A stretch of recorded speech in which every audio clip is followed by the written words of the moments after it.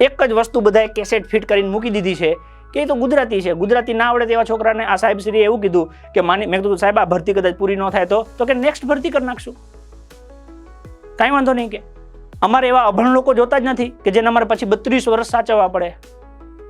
વિચારો, આ ગુજરાતના છોકરા જે તૈયારી કરે છે, ઓકે, દિવસ રાત કાળી મજૂરી કરતા એના માતા પિતા લાખો રૂપિયા ફી ભરે છે અને અધિકારીઓ એવું કહે છે કે એવા છોકરા અમારે જોતા નથી.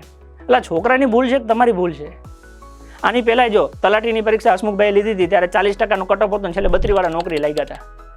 તો એ ભરતીમાં કેમ લાગ્યા?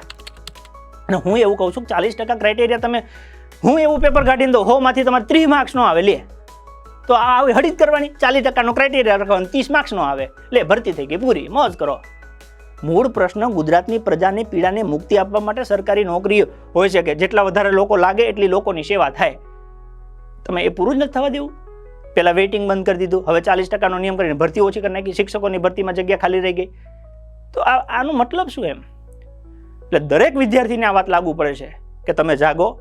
જો તમે નહીં જાગો તો તમારો હક છીનવાઈ જશે. તમને એવું થશે કે અમારા નસીબમાં નોકરી નથી, તમારા નસીબનું કોઈક ત્યાં બેઠા બેઠા છીનવે છે. પ્રશ્ન એ થાય કે હવે શું કરી શકાય?